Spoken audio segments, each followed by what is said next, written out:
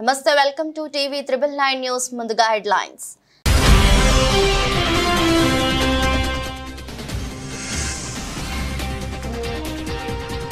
రాష్ట్రపతి ముర్మును కలిసిన నరేంద్ర మోదీ ఎన్డీఏ తీర్మానం అందుచేత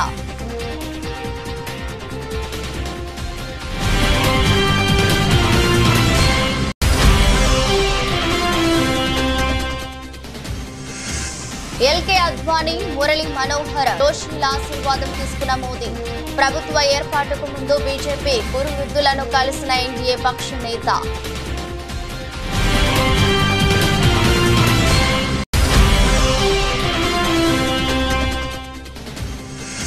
రామోజీరావు భౌతిక కాయాన్ని సందర్శించి నివాళులర్పించిన బీఆర్ఎస్ ఎమ్మెల్యే హరీష్ రావు మీడియాతో మాట్లాడుతూ భావోద్వేగానికి లోనైన హరీష్ రావు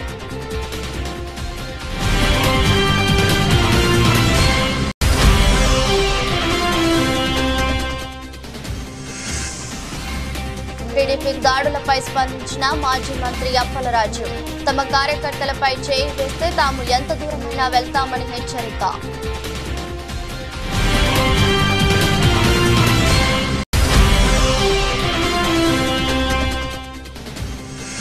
పట్టభద్రుల ఎమ్మెల్సీ ఉప ఎన్నికల్లో తీర్మాన్ మల్లన్న విజయం బీఆర్ఎస్ అభ్యర్థి రాకేష్ రెడ్డిపై తీర్మాన్ మల్లన్న విజయం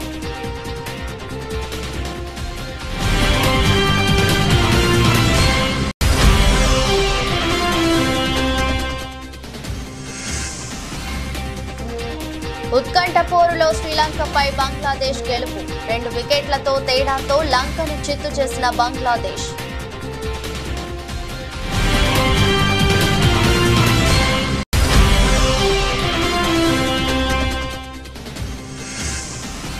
భారీ లాభాల్లో కొనసాగుతున్న దేశీయ స్టాక్ మార్కెట్లు సానుకూలతల మధ్య జోరుగా కొనసాగుతున్న ట్రేడింగ్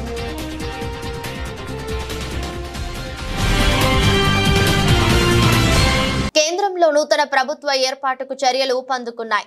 ఎన్డీఏ సభాపక్ష నేత నరేంద్ర మోదీ రాష్ట్రపతి ద్రౌపది ముర్మును కలిశారు. ఎన్డీఏ మిత్రపక్షాల తీర్మానాన్ని రాష్ట్రపతికి అందజేశారు. ప్రభుత్వ ఏర్పాటుకు ఆహ్వానించాలని రాష్ట్రపతిని కోరారు. ఈ సందర్భంగా మోదీ విజ్ఞప్తికి రాష్ట్రపతి ముర్ము స్పందిస్తూ ప్రభుత్వ ఏర్పాటుకు మోదీని లాంఛనంగా ఆహ్వానించారు.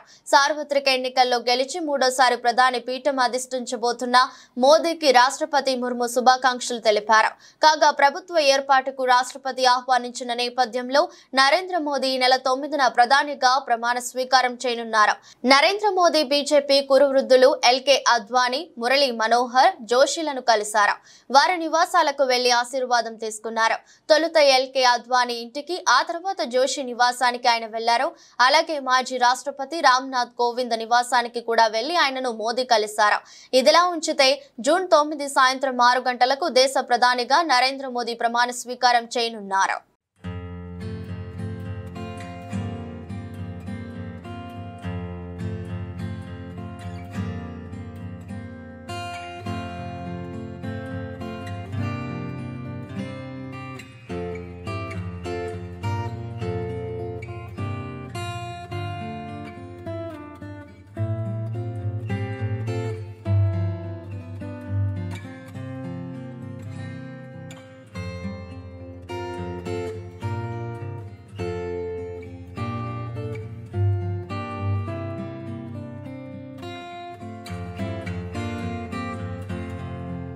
ఈనాడు గ్రూప్ సంస్థల చైర్మన్ రామోజీరావు అస్తమయంపై టీడీపీ అధినేత నారా చంద్రబాబు నాయుడు తీవ్ర దిగ్భ్రాంతి వ్యక్తం చేశారు.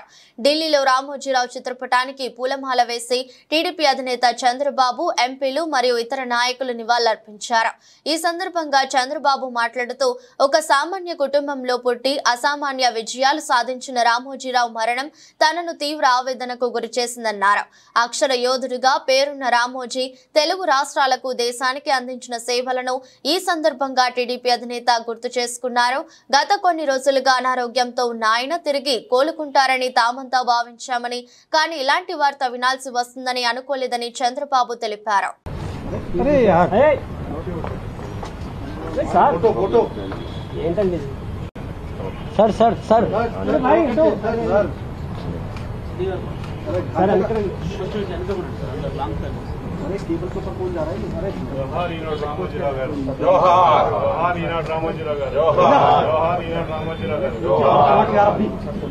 వైఎస్ఆర్సీపీ అధ్యక్షుడు వైఎస్ జగన్మోహన్ రెడ్డిని క్యాంపు కార్యాలయంలో పార్టీ నుంచి కొత్తగా ఎన్నికైన ఎమ్మెల్యేలు కలిశారు. వారితో పాటు పార్టీ ఎమ్మెల్సీలు, ఇటీవల ఎన్నికల్లో పోటీ చేసిన అభ్యర్థులు ఉన్నారు.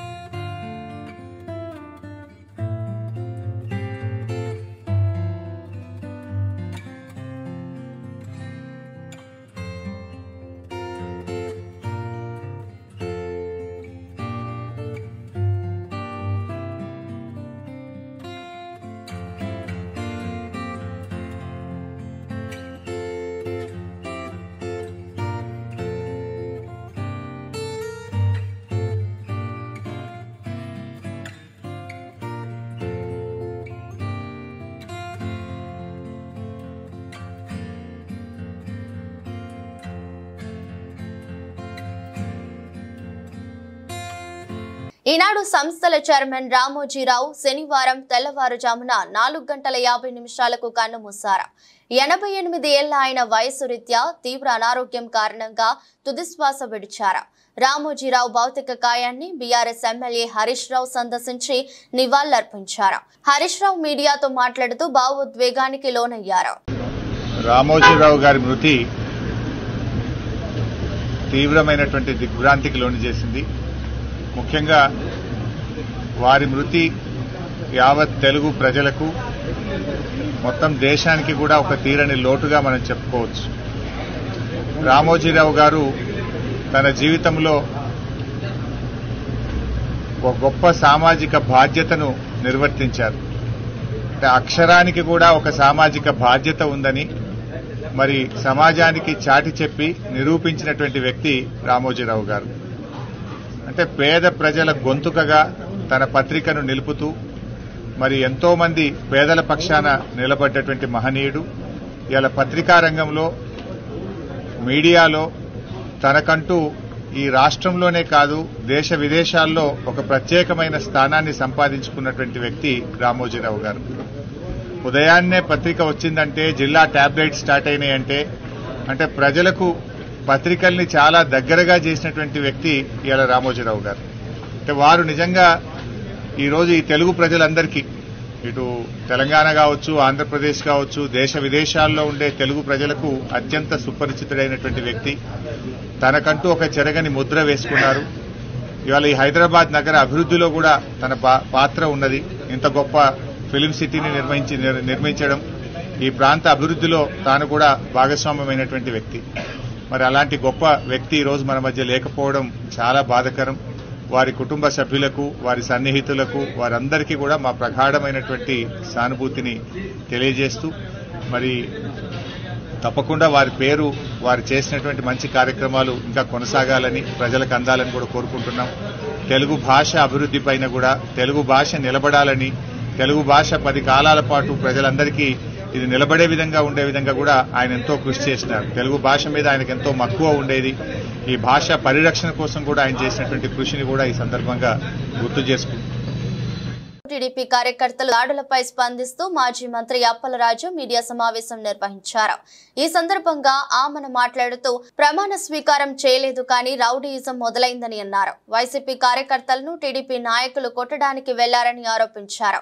తమ కార్యకర్తలపై చేయి వేస్తే తాము ఎంత దూరమైనా వెళ్తామని అప్పలరాజు హెచ్చరించారు.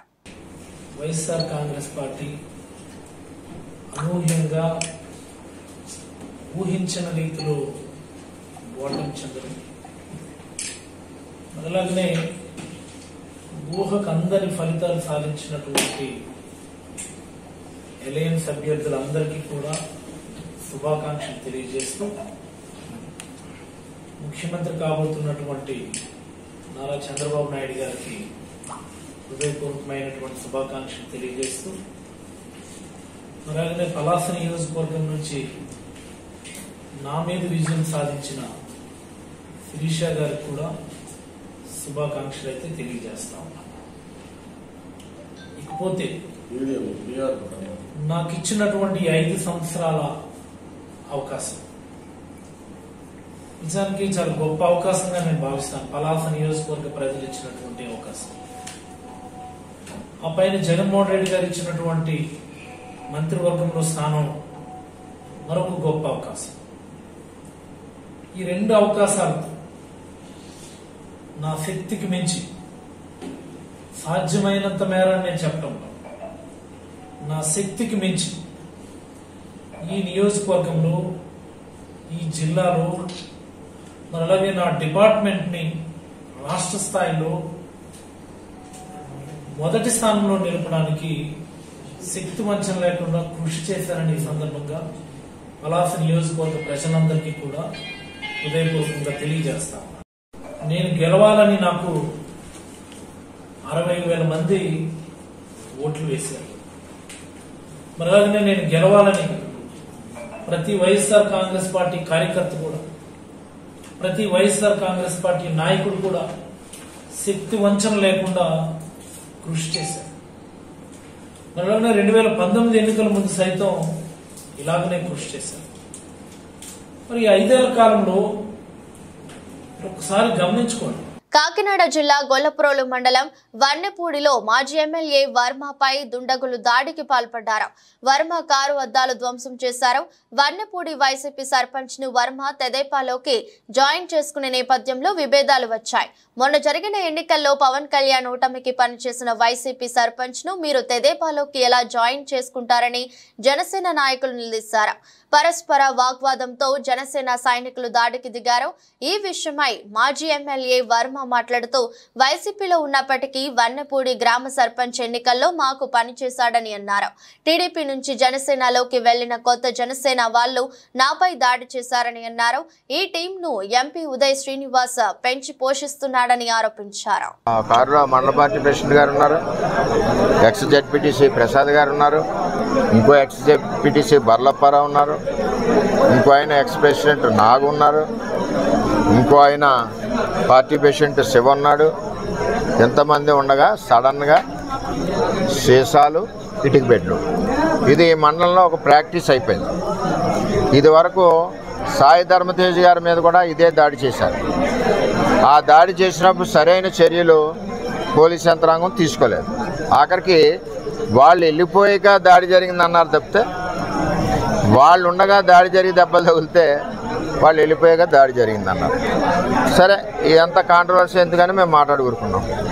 ఇది నన్ను చంపడానికి కుట్ర జరిగింది. ఎందుకంటే నాకు కూడా కార్యకర్తలు, ఊళ్ళో కార్యకర్తలు కూడా 150 మంది కూడా ఉన్నారు కాబట్టి ఇవన్నీ సీసం బెంకులు, ఒళ్ళంతా కారులో ఇటుక బెడ్లు, 2-3 గాయాలు, ఇవన్నీ జరిగినాయి. సరే, చూద్దాం ఏమవుతాం. ఇవన్నీ ఇటువంటి పిరికి పంద చర్యలకు భయపడేది ఏమి ఉండదు.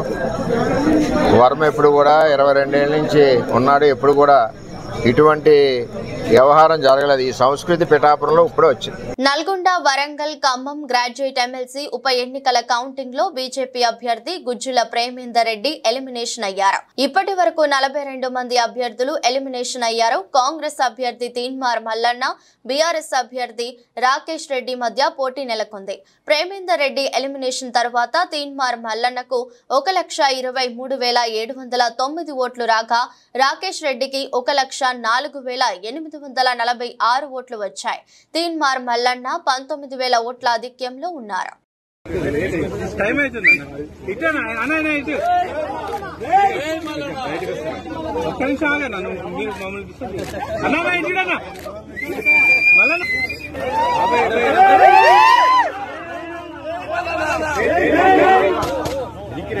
తూర్పు గోదావరి జిల్లా గోకవరం ఇటీవల జరిగిన సార్వత్రిక ఎన్నికల్లో జగన్మోహన్ రెడ్డి ఓటమి పాలవడంతో అదే పార్టీకి చెందిన AP Christian minority finance corporation director పదవికి వరసాల కుమారి తీవ్ర మనస్తాపానికి గురై రాజీనామా చేశారు.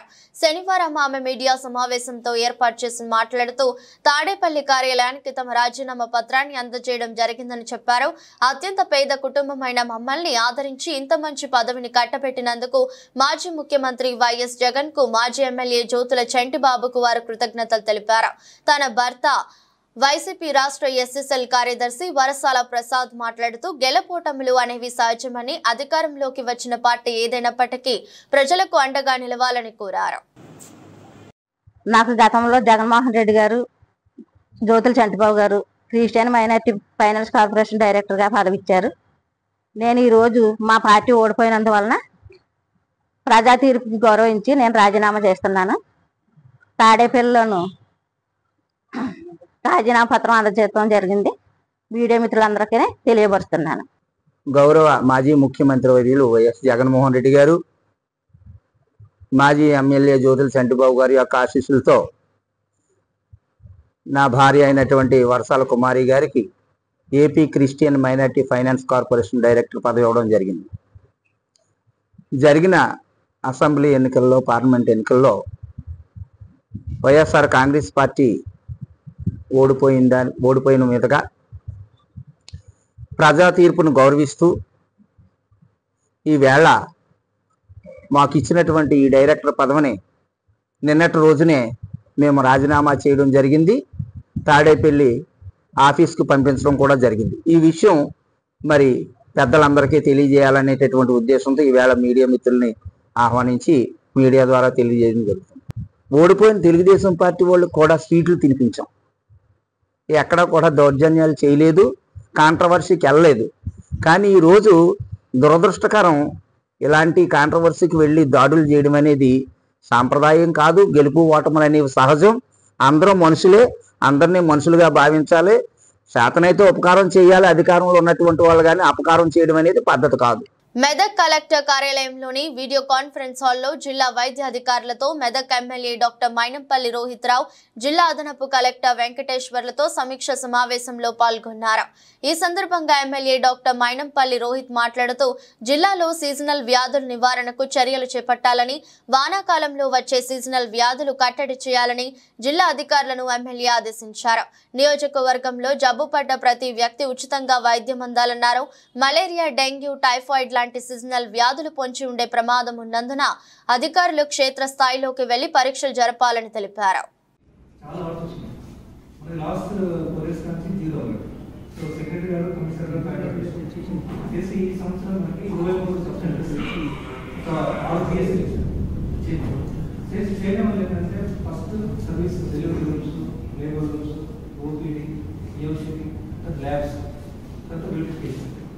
హాస్పిటల్ సెంట్రల్ గవర్నమెంట్ నుంచి టీమ్ సర్టిఫై చేసిన తర్వాత నేషనల్ క్వాలిటీలో మనం సెలెక్ట్ అయితే ఎవ్రీ ఇయర్ 3 lakhs అప్లికేషన్ వస్తాయి. మనకి 1 lakh 4 lakhs పడతాయి. మీకు నీడ్ బేస్ చేయడం. సో అట్లా మనం పిల్లలు సెలెక్ట్ చేసిన సార్. సబ్స్టెన్సెస్ కూడా మనకు అన్ని వ్యతిరేకించారు సార్. మనకి 150 సబ్స్టెన్సెస్ 118 సబ్స్టెన్సెస్ గవర్నమెంట్ శాంక్షన్ చేశారు. అలా 77 ఏమో నేషనల్ సార్. జిల్లా పరిషత్ 40. సో 40 7 మాత్రమే టెండర్లు చేయాలి. ఇంకా కూడా ఎవరు కూడా తీసుకోలేదు. సో ఎన్హెచ్ఎం సార్ 35 మాత్రమే ఫంక్షన్ ఉంది రెడీగా. మిగతా 35 కూడా కాంట్రాక్ట్ కూడా తీసుకోలేదు. సో కాంట్రాక్ట్ 50,000 కాంట్రాక్ట్ ఇస్తే మళ్ళీ టెండర్ చేసి 20 lakhs ఇస్తుంది. ఎన్ని బిల్డింగ్స్ ఇప్పుడు 118లో 30 తీసేస్తాయి. ఇంకా 50 బిల్డింగ్స్ కట్టాలి. లాస్ట్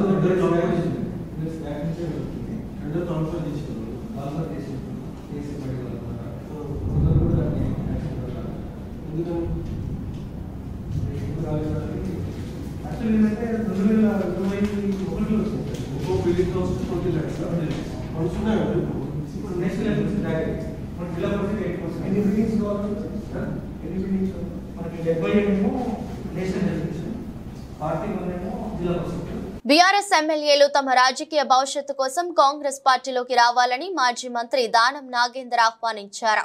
ఆయన మీడియాతో మాట్లాడుతూ లోక్సభ ఎన్నికల ఫలితాల్లో బీఆర్ఎస్ పార్టీకి కనీసం డిపాజిట్లు కూడా రాలేదన్నారు. అంతకు ముందు ఎమ్మెల్యేలుగా గెలిచిన నియోజకవర్గాల్లోనూ డిపాజిట్లు రాలేదన్నారు. కాబట్టి బీఆర్ఎస్ ఎమ్మెల్యేలు వారి రాజకీయ భవిష్యత్తు కోసం, రాజకీయ మనుగడ కోసం కాంగ్రెస్ పార్టీలోకి రావాలన్నారు. రాజకీయంగా ప్రజాక్షేత్రంలో ఉండాలని కోరుకునేవారు, ప్రజా సేవ చేయాలని కోరుకునే వారు కాంగ్రెస్ పార్టీలోకి రావాలని సూచించారు. వారు తమ పార్టీలోకి వస్తే ముఖ్యమంత్రి రేవంత్ రెడ్డి వారికి తగిన గౌరవం ఇస్తారని హామీ ఇచ్చారు. బీజేపీ మోదీ ఫ్యాక్టర్ అని చెప్తోందని, కానీ అయోధ్యలోని లోక్సభ నియోజకవర్గంలోనే ఆ పార్టీ ఓడిపోయిందన్నారు. అలాగే వారణాసిలో 2019లో 5 లక్షలకు పైగా మెజారిటీ వచ్చిన మోదీకి ఈసారి 1 లక్షకు పైగా మాత్రమే వచ్చిందన్నారు. అంటే నైతికంగా ఆయన ఓడిపోయినట్లేనని వ్యాఖ్యానించారు. లోక్సభ ఎన్నికల్లో తనకు ఓటేసిన ప్రజలందరికీ దానం ధన్యవాదాలు తెలిపారు. ఎవరైతే మాకు పనిచేశారో ఇప్పటికైనా బీఆర్ఎస్ పార్టీ శాసనసభ్యులు ఎవరైతే మొన్న ఓటమి వచ్చిన తర్వాత మీరు చూసిన తర్వాత మీ నియోజకవర్గాల్లో కనీసం డిపాజిట్ కూడా రాలేదు. పద్మారావు గారికి కూడా డిపాజిట్ రాలేదు. మీ రాజకీయ భవిష్యత్తు ఇప్పుడు మీ చేతిలోనే ఉంది. మీరు భవిష్యత్తులో మీ రాజకీయ మనుగడను కాపాడుకోవాలంటే కాంగ్రెస్ పార్టీ ఒక్కటే శరణ్యమని మీరు అర్థం చేసుకొని కాంగ్రెస్ పార్టీలోకి రాండి. తప్పకుండా గౌరవ ముఖ్యమంత్రి గారు మీకున్న గౌరవాన్ని ఇస్తారు, మీకు కావాల్సినటువంటి గౌరవాన్ని ఇస్తారు తప్పకుండా. ఇటీవల ఏపీ ఎన్నికల సందర్భంగా టాలీవుడ్ నటి ప్రముఖ యాంకర్ శ్యామల పిఠాపురంలో వైసీపీ అభ్యర్థి వంగ గీత తరపున ప్రచారం చేయడం తెలిసిందే. ఈ సందర్భంగా ఆమె జనసేనాని పవన్ కళ్యాణ్ పై చేసిన వ్యాఖ్యలు జనసేన శ్రేణుల్లో తీవ్ర ఆగ్రహం కలిగించాయి. పిఠాపురంలో వంగ గీత విజయం పక్క, పవన్ అరవడం, ఆయాసపడడం తప్ప ఇతరులకు సాయపడడం నేనెప్పుడు చూడలేదు అంటూ శ్యామల చేసిన వ్యాఖ్యలతో పవన్ అభిమానులు జన సైనికులు బాగుమన్నారు. ఇప్పుడు ఎన్నికలు పూర్తయ్యాయి. పిఠాపురంలో పవన్ గెలవడమే కాదు, రాష్ట్రంలో జనసేన పార్టీ పోటీ చేసిన 21 స్థానాల్లో విజయాలు అందుకుంది. ఈ నేపథ్యంలో యాంకర్ శ్యామల తనకు బెదిరింపు కాల్స్ వస్తున్నాయని వెల్లడించారు. ఒక రకంగా భయంగానే ఉందని ఆందోళన వ్యక్తం చేశారు. ప్రియమైన ఆంధ్రప్రదేశ్ ప్రజలకి నమస్తే. జరిగిన ఎన్నికల్లో ప్రజలిచ్చిన తీర్పుని స్వాగతిస్తున్నాము. ఖచ్చితంగా ఈ క్షేత్ర స్థాయిలో జరిగినటువంటి ఎన్నికల్లో ప్రజలదే అంతిమ తీర్పు. మీ తీర్పుని ఖచ్చితంగా స్వాగతిస్తున్నాం, గౌరవిస్తున్నాను. ముందుగా అఖండ విజయాన్ని మూటగట్టుకున్న కూటమికి ధన్యవాదాలు. పెద్దలు నారా చంద్రబాబు నాయుడు గారికి, అలాగే పవన్ కళ్యాణ్ గారికి, బీజేపీ సభ్యులందరికీ, పురంధరేశ్వరి గారికి అందరికీ కూడా హార్దిక కృతజ్ఞతలు తెలియజేసుకుంటున్నాము. అలాగే వైసీపీ గెలుపు కోసం కష్టపడ్డ ప్రతి కార్యకర్తకి, ప్రతి ఒక్కళ్ళకి, వైసీపీ కుటుంబం మొత్తానికి కూడా పేరు పేరున ధన్యవాదాలు. ఎస్, ఓడిపోయాము, కానీ ఒకటి గుర్తుపెట్టుకోవాలి, గెలిచిన నాడు ఎప్పుడూ విర్రవీగలేదు విజయ గర్వంతో, ఓడిపోయిన నాడు ఏనాడు కూడా కుంగిపోలేదు. అలాగే ఈసారి కూడా మన జగన్మోహన్ రెడ్డి గారు మరింత బలాన్ని పుంజుకుని మళ్ళీ ఖచ్చితంగా మీ అందరి సపోర్ట్తో మనందరం కలిసి జగనన్నతో నడిస్తే ఖచ్చితంగా మళ్ళీ ఒక మంచి ప్రభుత్వంగా మనం ఏర్పాటవుతాము. లోక్సభ ఎన్నికల్లో సహకరించని ప్రతి ఒక్కరికి బీజేపీ ఎంపీ అభ్యర్థి సానంపూడి సైద్ రెడ్డి ధన్యవాదాలు తెలిపారు. ఈ విషయమై ఆయన వీడియో సందేశం విడుదల చేశారు. నమస్తే, నేను మీ సానంపూడి సైద్ రెడ్డి. ముందుగా బీజేపీ కుటుంబ సభ్యులకి, బంధువులకి, స్నేహితులకి, నాయకులకి, ముఖ్యంగా యువతకి పేరున నా హృదయపూర్వక నమస్కారం మరియు శుభాకాంక్షలు. ఎందుకంటే మూడోసారి మోడీ గారి నాయకత్వంలో బీజేపీ ప్రభుత్వం రికార్డు స్థాయిలో 1962 తర్వాత మొట్టమొదటిసారి మూడోసారి ప్రధానమంత్రిగా మన నరేంద్ర మోడీ గారు ప్రమాణ స్వీకారం చేయబోతున్నందుకు భారతీయ జనతా పార్టీ కుటుంబ సభ్యులందరికీ కూడా శుభాకాంక్షలు తెలియజేస్తా ఉన్నా. దాంతోపాటు మనం నల్లగొండలో కూడా చాలా గొప్పగా ఓటు సాధించినాం. ఇంతకు ముందు ఎన్నడూ లేని విధంగా ప్రతి బూతులో ఈసారి పోగలిగినాం. దానికి ముఖ్య కారణం మీ అందరి కృషి. అయితే ఈరోజు బీఆర్ఎస్ని వెనక్కి నెట్టి మనం సెకండ్ పొజిషన్లో ఉన్నాం. ఇది ముందు వచ్చే మన గెలుపుకి ఇది మొదటి మెట్టు. ఎందుకంటే అసలు నల్గొండలో బీజేపీ లేదన్న నల్గొండని ఈరోజు ప్రతి ఊరికి, ప్రతి బూత్కి తీసుకోపోగలిగినందుకు మీ అందరికీ కూడా ధన్యవాదాలు తెలియజేస్తా ఉన్నా. ఇప్పటి నుంచి ప్రతి సర్పంచ్గా పోటీ చేద్దాం, వార్డు మెంబర్గా పోటీ చేద్దాం, ఎంపీటీసీలుగా, జెడ్పీటీసీలుగా పోటీ చేద్దాం. భారతీయ జనతా పార్టీని నల్లగొండలో ఒక బలీయమైన శక్తిగా తీసుకుపోదామని మీ అందరికీ తెలియజేస్తా ఉన్నా. దానికోసం మీ వెంట నడవటానికి, మీ వెంట ఉండటానికి నేను సిద్ధంగా ఉన్నా. నాతో పాటు మీ అసెంబ్లీ నాయకులందరూ కలిసి పనిచేద్దాం. ప్రతి చిన్న విషయాన్ని ఏదైతే గవర్నమెంట్ ప్రామిస్ చేసిందో ఆ ప్రతి విషయాన్ని పనిచేసే విధంగా మనం ప్రయత్నం చేద్దాం. దాంతోపాటు మనం ఏదైతే పార్లమెంట్ ఎలక్షన్లో ప్రామిస్ చేసినామో యువత కోసం ఏదైతే చేద్దాం అనుకుంటున్నామో వాటిని కూడా ఇప్పుడు మనకు అదృష్టం కొద్దీ మోడీ గారు, మన భారతీయ జనతా పార్టీ ప్రభుత్వం వచ్చింది. సాధ్యమైనంత పనులు నల్లగొండకి తెచ్చే విధంగా ప్రయత్నం చేద్దామని మీ అందరికీ మరొకసారి తెలియజేస్తాము. ఢిల్లీ మద్యం పాలసీ కేసులో బీఆర్ఎస్ ఎమ్మెల్సీ కవిత జ్యుడిషియల్ రిమాండ్ ను రౌస్ అవెన్యూ సిబిఐ ప్రత్యేక కోర్టు పొడిగించింది. సిబిఐ కేసులో రిమాండ్ ను ఈ నెల 21వ తేదీ వరకు పొడిగించింది. జైల్లో చదువుకోవడానికి తనకు పుస్తకాలు కావాలని కవిత కోర్టును కోరింది. ఆమె విజ్ఞప్తికి కోర్టు ఆమోదం తెలిపింది. కవితకు జైల్లో 8 పుస్తకాలు ఇవ్వాలని అధికారులను ఆదేశించింది. అంతకుముందు మద్యం పాలసీ కేసులో కవిత పాత్రపై సిబిఐ సప్లిమెంటరీ ఛార్జ్ షీట్ ను దాఖలు చేసింది. T20 ప్రపంచ కప్ లో శ్రీలంకకు ఘోర ప్రాభవం ఎదురైంది. డల్లాస్ వేదికగా జరిగిన మ్యాచ్ లో ఆ జట్టు బంగ్లాదేశ్ చేతిలో ఓటమి పాలైంది. టాస్ ఓడి మొదట బ్యాటింగ్ చేసిన శ్రీలంక నిర్ణీత 20 ఓవర్లలో 9 వికెట్లకు 124 పరుగులు మాత్రమే చేసింది. శ్రీలంక బ్యాటర్లలో ఓపెనర్ నిశాంక 47 రన్స్ తో రాణించగా ధనుంజయ 21, డిసిల్వా 19 పరుగులతో పర్వాలేదనిపించారు. మిగతా బ్యాటర్లు ఘోరంగా విఫలమయ్యారు. బంగ్లా బౌలర్లలో ముస్తఫాజిర్, రిషద్ హుసేన్ చెరో 3 వికెట్లు పడగొట్టి లంక బ్యాటర్లకు కళ్లెం వేశారు. అనంతరం 125 పరుగుల స్వల్ప ఛేదనతో బ్యాటింగ్ కి దిగిన బంగ్లాదేశ్ 19 ఓవర్లలో 8 వికెట్లు కోల్పోయి లక్ష్యాన్ని అందుకుంది. హృదయ్ 40, లిటర్ దాస్ 36 బంగ్లాదేశ్ విజయంలో కీలక పాత్ర పోషించారు. శ్రీలంక బౌలర్లలో సువాన్ తుషార్ 4, హసరంగా 2 వికెట్లు తీశారు. ఇక ఈ ఓటమితో శ్రీలంక సూపర్ 8 అవకాశాలు సంక్లిష్టంగా మారాయి. ఇప్పటికే తన తొలి లీగ్ మ్యాచ్ లో శ్రీలంక ఓడిపోయింది. ఇవాల్టి మ్యాచ్ లోనూ పరాజయంతో 2వ ఓటమిని తన ఖాతాలో వేసుకుంది. సార్వత్రిక ఎన్నికల్లో ఎన్డీఏ కూటమి విజయం సాధించడం, కేంద్రంలో నూతన ప్రభుత్వ ఏర్పాటుకు ఎలాంటి అడ్డంకులు లేకపోవడం వంటి సానుకూల పరిణామాల నేపథ్యంలో నేడు కూడా దేశీయ స్టాక్ మార్కెట్లు లాభాల బాటలో పయనిస్తున్నాయి. ఉదయం నుంచే సెన్సెక్స్, నిఫ్టీలో ట్రేడింగ్ జోరు అందుకుంది. Wipro, Tata steel, Bajaj finance, UltraTech cement, Infosys షేర్లు లాభాల్లో కొనసాగుతుండగా Britannia, SBI life insurance, Bajaj auto షేర్లు నష్టాల్లో చూపించాయి. ప్రస్తుతం నిఫ్టీ సూచి 23,000కు పైన ట్రేడ్ అవుతుండగా సెన్సెక్స్ 1400 పాయింట్ల వృద్ధి నమోదు చేసింది. వార్తలు ముగించే ముందు మరోసారి హెడ్లైన్స్.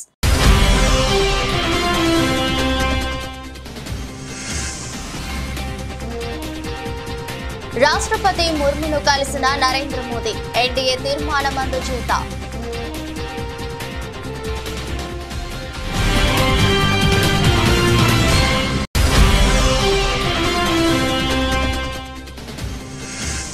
ఎల్కే అద్వానీ, మురళీ మనోహర్ జోషిల ఆశీర్వాదం తీసుకున్న మోదీ. ప్రభుత్వ ఏర్పాటుకు ముందు బీజేపీ కురువృద్ధులను కలిసిన ఎన్డీఏ పక్ష నేత.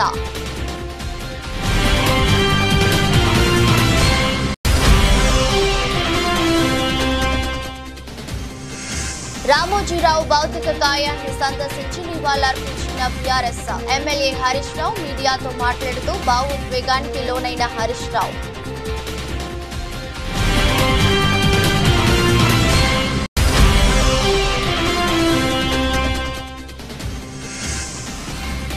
టీడీపీ దాడులపై స్పందించిన మాజీ మంత్రి అప్పలరాజు.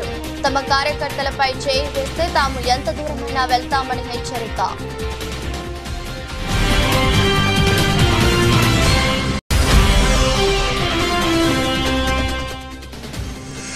పట్టభద్రుల ఎమ్మెల్సీ ఉప ఎన్నికల్లో తీర్మాన్ మల్లన్న విజయం.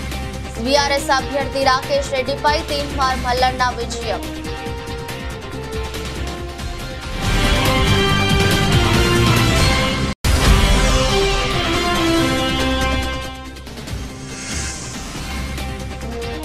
ఉత్కంఠ పోరులో శ్రీలంకపై బంగ్లాదేశ్ గెలుపు. 2 వికెట్లతో తేడాతో లంకను చిత్తు చేసిన బంగ్లాదేశ్.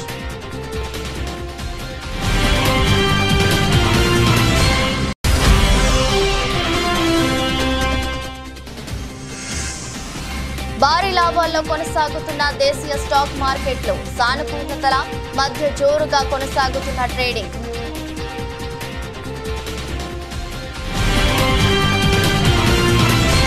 ఈ దృష్టి బులెటిన్ మరో బులెటిన్లో మళ్ళీ కలుద్దాం. అంతవరకు సెలవు, నమస్కారం.